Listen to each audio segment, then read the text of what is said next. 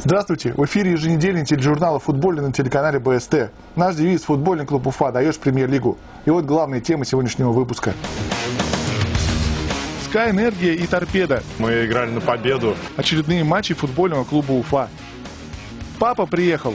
Я не верю, что ты заиграешь. Рассказывает Азамат Вячеславович Засеев. Последний тур назвал обладателя бронзы. Команда настроена была тоже, чтобы третье место занять. Успех дублеров Уфы. Лучшие из лучших. На завод люди не пойдут. Подводим итоги республиканского первенства. Начнем с первенства ФНЛ. После окончания нашего предыдущего тележурнала Уфа сыграла 2 календарных матча. Игра против СКА Энергии венчала первый круг первенства. Болельщики ожидали важную победу, но команда, к сожалению, не дотерпела считанные секунды до финального свистка. Футбол поздней осенью притягивает на российские трибуны самых верных болельщиков команд.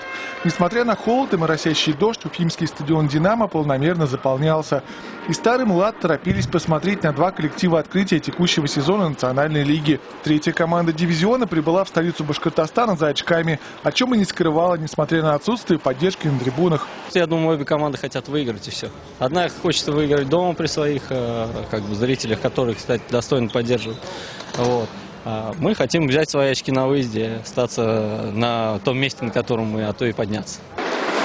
Так, гости выбирают. Синяя или желтая? Синяя. Желтая. Вы остаетесь? Ваше начало. Хорошей игры. Хорошей игры. Гости удачно начали игру, несколько раз заставляя Евгения Кобызева демонстрировать мастерство. Уфа ответила градом угловых. Розыгрыш одного из них принес успех. Виталий Галыш, не сбивавший с первого тура первенства, открыл счет.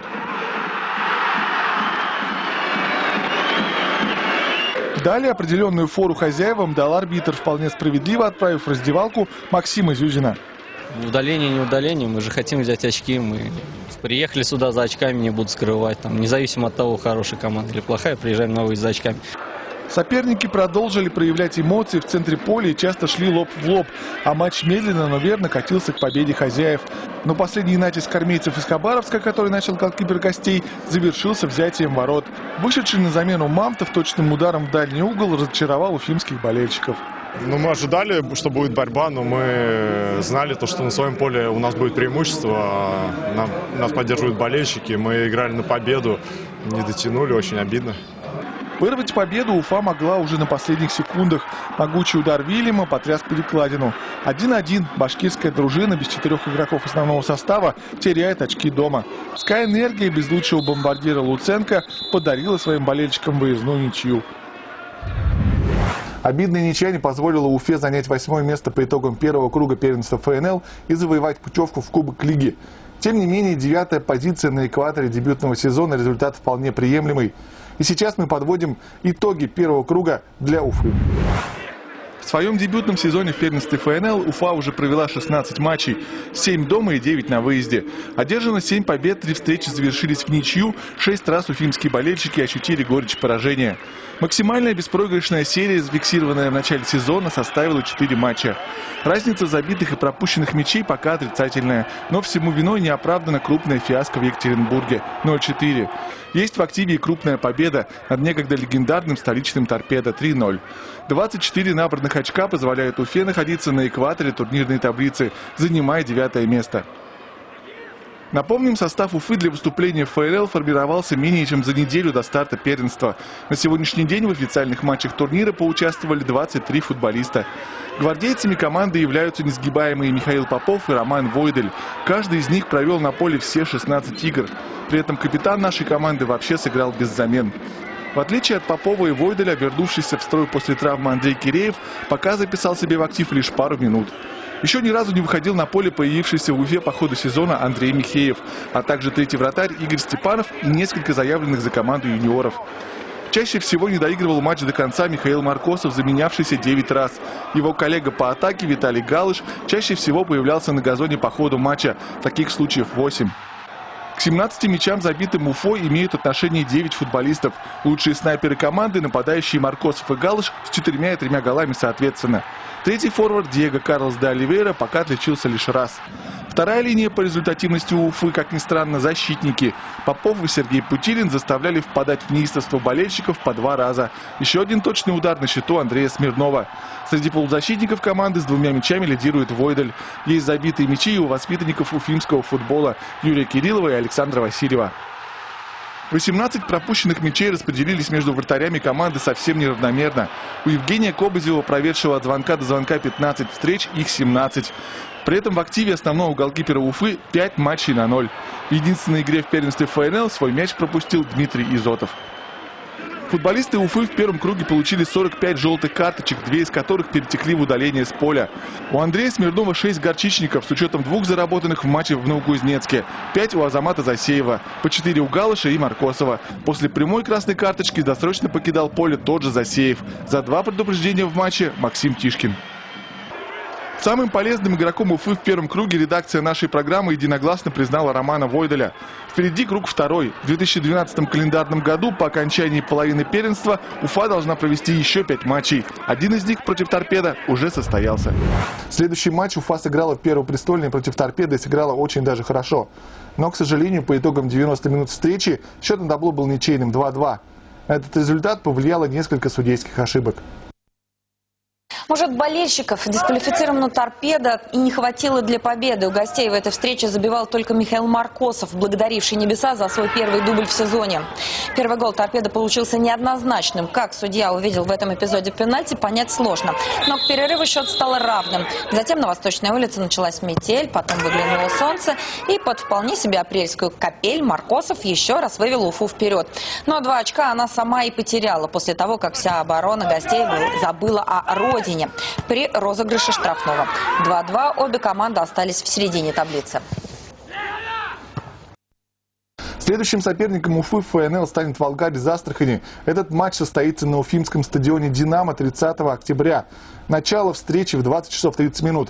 Трансляция на БСТ начнется на 15 минут раньше. Ну а представление «Волгаря» прямо сейчас. «Волгарь» – футбольный клуб из Астрахани, основан в 1925 году. Высшие достижения – 6-е место в первом дивизионе и выход в 1/8 Кубка России. В сумме астраханцы провели во втором по силе эшелоне российского футбола 10 сезонов. В минувшем сезоне «Волгарь» занял 14-ю позицию, лишь в последнем туре сохранив место в ФНЛ. На данный момент астраханцы расположились на 13-й строчке, имея 16 очков после первого круга. Уфа и «Волгарь» уже встречались в этом чемпионате. В третьем туре в Астрахани победа осталась за горожанами. Единственный гол тогда забил Андрей Смирнов. Главный тренер «Волгаря» Хазрет Дышеков, чья игровая и тренерская карьера по большей части связана с новороссийским черноморцем. Бессменный голкипер команды Максим Кабанов, поигравший даже в Лиге чемпионов за московский «Спартак». Есть в составе «Волгаря» и другие персонажи с международным опытом. Руслан Камболов, выступая за «Локомотив», забил мяч в ворота самого Петра Чеха. А словенец Андрей Печник приходится старшим братом Нейца Печника, человека, поспособствовавшего непопаданию сборной России на чемпионат мира в ЮАР. Вот только за «Волгарь» оба играют редко. Капитан команды – опытный Александр Антипенко. Никто из астраханских футболистов в текущем чемпионате не может похвастать результативностью. У лучшего бомбардира команды Артема Бекетова на счету лишь 2 забитых мяча.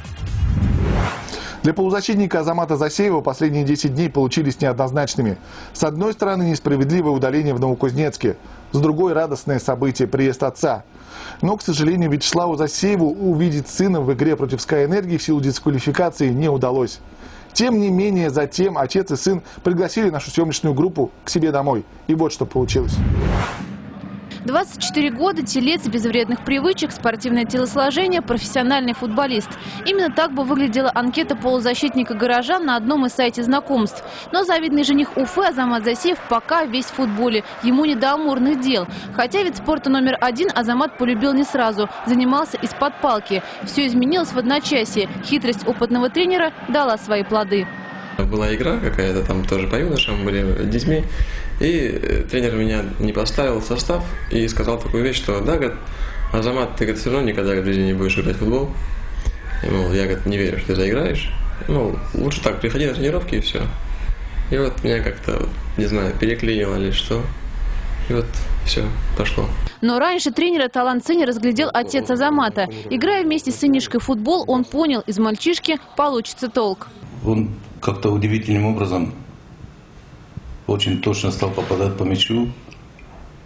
Я ему, допустим, даю в одну сторону, он его поправляет и бьет поворотом ровно, правильно. И я решил, давай попробуем, черт не шутит. Свои первые успехи Азамат Засеев помнит, будто это было вчера. Детские победы самые ценные. Вряд ли они с чем-то сравнятся. Чемпион ДФЛ – это детская футбольная лига. 2 раза. 1 раз второе место занял. Потом в 15 лет я попал в юношескую сборную России по своему возрасту.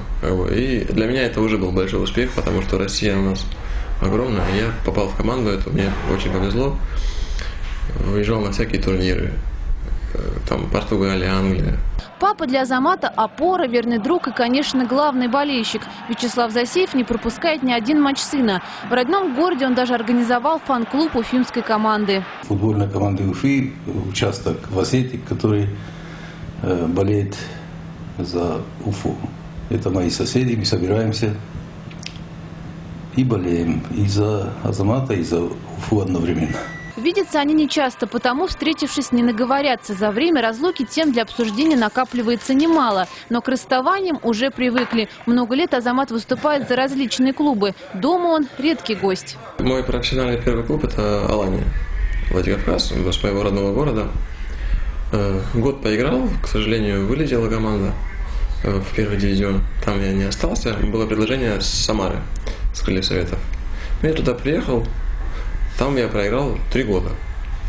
Ну, снова тренировался, играл, можно сказать, за дубль. Конечно, там было, мне там было комфортно, мне было хорошо, эти года, конечно, я никогда не забуду. Но, естественно, сейчас, в каком я сейчас положении, это тоже первая лига, ФНЛ, комфортнее всего мне сейчас. Потому что я и играю, и коллектив у нас хороший. В Уфе Азамат обжился и в городе, и в команде. В свободное время Засеев отдыхает от футбола. Говорит, иногда нужно просто расслабиться и ни о чем не думать. Покататься на машине люблю, по ночной Уфе.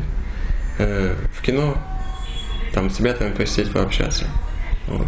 Ему еще есть к чему стремиться, и он будет. А это главное. В суете тренировок игр Азамат Засеев не забывает мечтать. Мечта, конечно, футбольная. И он уверен, она обязательно сбудется. Хочется сыграть в Еврокубках. Очень хочется. Это прям уж мечта. А остальное, конечно, все зависит от меня, от нашей команды. Есть задачи. Будем выполнять. Салаватовские Юрматы 3-й год подряд завоевывает звание лучшей любительской команды республики. Ничего не значащим для себя матче против Горняка-2 команда, тем не менее, вышла с желанием победить. На этой игре побывал и наш корреспондент Рустам Хавиров. За тур до конца уже было ясно, что именно Юрматы стали чемпионами республики по футболу, имея отрыв по очкам над дублем Учелинского Горняка, который считался основным соперником словацкой команды в борьбе за золото. Поэтому на турнирное положение этот матч никоим образом не сказывался. И футболисты решили сыграть для зрителей. Уже с первых минут Горняку неожиданно пришлось менять вратаря команды, который подвернул ногу, и на его место встал полевой игрок. Не в пользу учелинцев работал и диктор по стадиону, который периодически напоминал о чемпионстве Юрматов, а затем и вовсе начал поименно называть чемпионов республики. Соперник у нас принципиальный, Юрматы. Каждый год мы с ними бьемся. И дома, и на выезде всегда принципиально играем, как последний раз. Мы всегда здесь тяжело играем. Уже 3-й год мы играем здесь. В прошлом году 1-0 проиграли, позапрошлом ничью сыграли. В этом 4-2 проиграли, но мы приехали после Кубка с Уфой. Игра чемпиона и вице-чемпиона получилась довольно упорной, однако опыт и мастерство все-таки взяли свое 2-1 в пользу Юрматов. Победой в матче чемпион подтвердил свое реноме и ушел на заслуженные каникулы в приподнятом настроении. Ну а величие клубу придает тот факт, что Юрматы становятся чемпионами 3-й год подряд.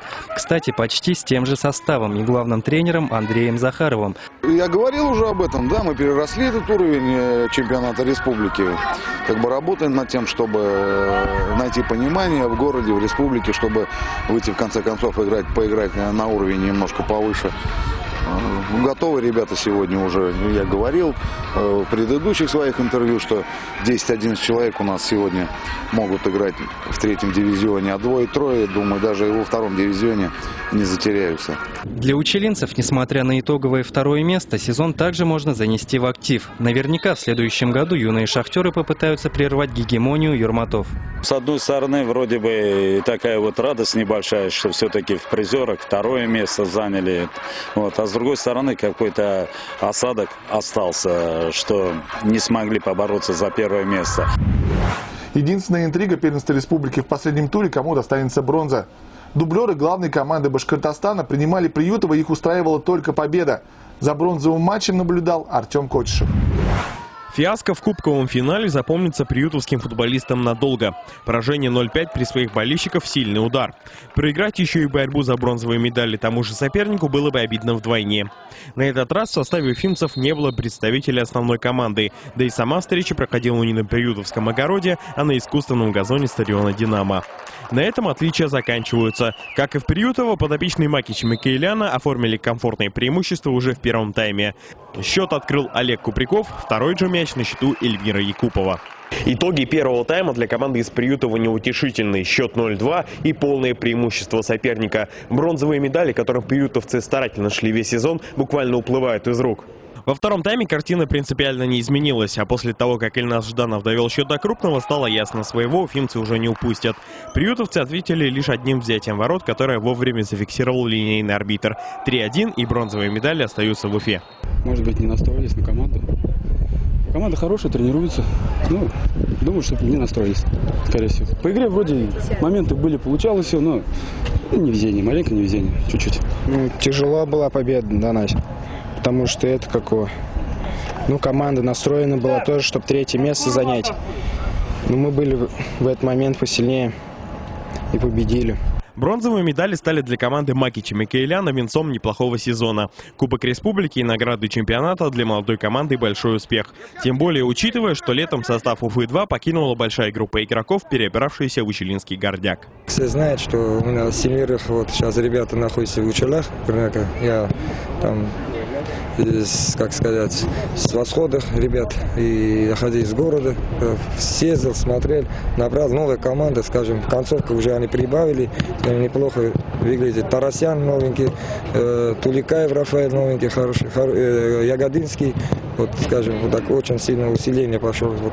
Что касается команды Приютова, то и им, несмотря на 2 обидных матча с Уфой-2, есть чем гордиться в этом сезоне. Перед его началом приютовцы ставили задачу войти в 6-ку, но уже по ходу чемпионата команда прыгнула выше головы. У нас же рабоче-крестьянская же команда же. В основном все люди рабочие. Только 3 студента только работают и все. Ну что ж, значит, будем решать вопрос по-другому. Следующий год нас покажет, что дальше будет.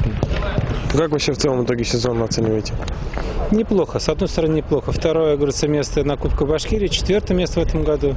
Конечно, эта таблица и график мне не понравился. Тем, что постоянно здесь мы в Уфу приезжаем играть. Почему Уфа-2 ни разу к нам на Кубок только приехала? Я не спорю. Она на чемпионат к нам еще ни разу не приезжала.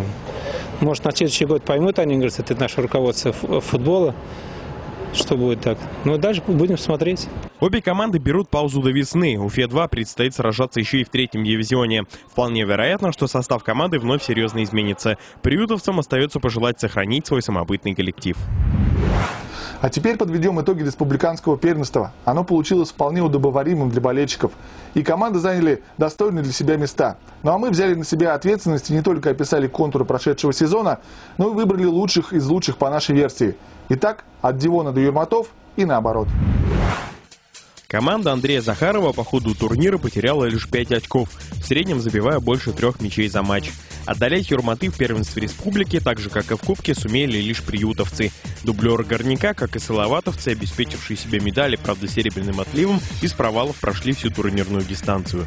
Бронза уфимской молодежки – результат не только полномерной многолетней работы тренера Макича Микаэляна, но и успех в очной игре последнего тура с Приютова. Кстати, и для самобытной сельской команды попадание в квартет сильнейших – безусловный успех. 5-ми стали футболисты из Октябрьского. Причина этому – крупная победа в заключительной игре над юношами Юрия Суренского – 9-4. Именно благодаря этому разгрому Уфы-95 в споре бомбардиров первенствовал Александр Белоусов, переживающий вторую молодость. На его счету 19 мячей. На 2 меньше у салаватовца Дмитрия Першакова, совершившего хороший задел в первом круге, но затем несколько растерявшего голевое чутье. Третьим, благодаря покеру в последнем туре, стал игрок Уфы-95 Александр Пономарев. Отметим 4-ю позицию стильного приютовца Родиона Зотова, забившего 11 раз. Среди тех, кто превысил планку в 5 голов, еще один игрок Уфы-95 Сергей Кречетов, а также представители дублеров Горняка Денис Гельманов и Альберт Эргалин, новоявленный чемпион Андон Севцов, футболист из Октябрьского Айнур Галиулин и 2 голеадора из Уфы-2 Эльмир Якупов и Ильназ Жданов. Теперь о лучших игроках республиканского первенства. Во вратарской линии выделим голкипера из Приютова Александра Николаева.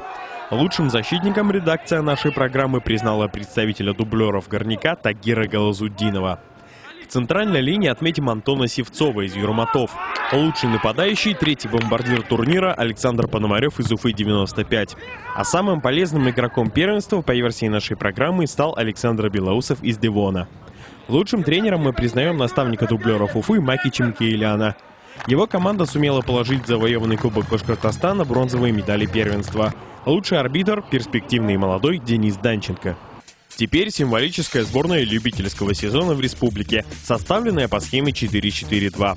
В воротах все тот же Александр Николаев из Приютова, а в обороне учеленец Тагир Галазуддинов, игрок Уфы-2 Артур Шейхлисламов и 2 футболиста из Юрматов – Ильдар Кашапов и Артем Кензибулатов. Среднюю линию поля представляют приютовец Родион Зотов, салаватовец Антон Севцов, учеленец Илья Севастьянов и игрок Девона Александр Белоусов.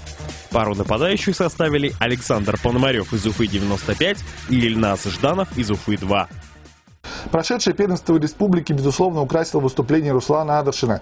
Начиная с сентября он выступал за родной Салават и стал чемпионом. Номинировать его на какое-то звание мы не стали, но искреннее красноречие полузащитника после финального свистка последнего матча не осталось незамеченным. Итак, слово Руслану Адершину. Эмоции, конечно, вообще переплескивают вообще всего меня, всех зрителей, всех болельщиков, которые пришли. Все-таки здесь команды, посмотрите, какие неплохие, какие матчи здесь выдавались. Благодаря футболистам, их отложенным действиям. Они красавцы, видно, что молодежь чисто салаватские здесь. Ребята, воспитанники салаватского футбола, которые ждут, жаждут попасть выше дивизионом и где-то привлечь инвесторов. Вот это им сейчас надо немножко помочь. Благодаря руководящему составу и правительству имени города Салават было обещание. Сейчас все будет команда играть, я надеюсь, и благодаря Федерации футбола будут задействованы люди, будет здесь скапливаться столько народа, что прям на завод люди не пойдут. Со стороны кажется, когда лежишь дома, думаешь легко, а когда сталкиваешься с такими играми, где наоборот с аутсайдерами еще труднее играть, где лидеры уже в роли лидера ты выступаешь, нету шага назад, знаешь, что итог должен быть, что итог это вверху таблицы, то есть находиться, получать хорошие деньги, быть чемпионом во всеславии, это очень тяжело, потому что футбол такая интересная штука, что я скажу, очень даже восхищения хватает на весь отпуск сейчас в данный момент, который будет, я думаю, находиться все футболисты и в хорошем настроении, которые выиграли, и выиграли 3 раза подряд. Всех болельщиков я поздравляю с праздником футбола, который организовали для вас футболисты, и всех болельщиков, всех, кто не смог прийти сегодня, кто читает, кто интересуется. С победой вас! И напоследок о женском футболе. Уфимская «Гидель» ударно прошла всю турнирную дистанцию зонального первенства России и вышла в переходной турнир. Промежуточные итоги мы подводим с генеральным директором Республиканской ассоциации женского футбола Вадимом Ахметовым. В обороне стали играть строже. Всего 6 пропущенных мячей за 16 матчей. В активе 40 мячей забитых. Ярко выраженного форварда нету. То есть каждый из наших футболистов способен завершить атаку. То есть 3 игрока. Калачева, Третьякова и Суслова забили по 5 мячей. Была проведена точная селекция, то есть в полузащите, под линией нападения были усилены. И поэтому мы с оптимизмом смотрим на финальную часть чемпионата, который пройдет, скорее всего, в городе Сочи. По опыту прошлого года могу сказать, что команда очень серьезная. Даже вот несколько человек уже приглашены и в молодежную сборную России, это из Металлурга Кузбасс, и из Дончанки, и поэтому игра будет очень, то есть будет напряженная игра. С удовлетворением хочу сказать, что игроки и тренерский состав расстроены очень решительно и горят желанием побороться за выход в высшую лигу. На этом все. Как сказал когда-то легендарный Валерий Лобановский, мне нужна не команда звезд, а команда звезда. Нам тоже, и она у нас есть. Футбольный клуб Уфа. Даешь премьер-лигу. До встречи.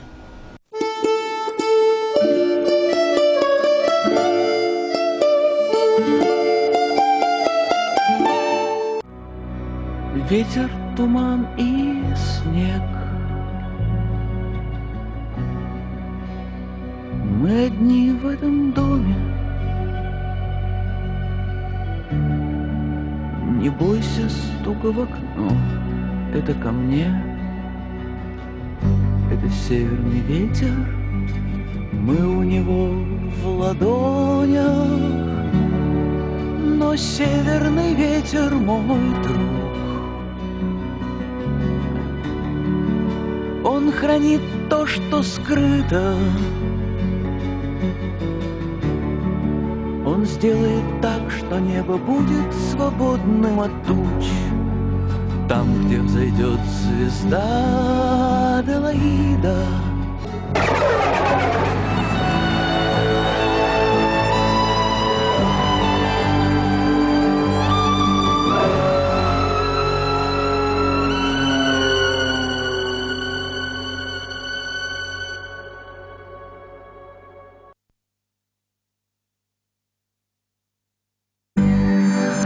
Шапки, курточки, штанишки. Сеть магазинов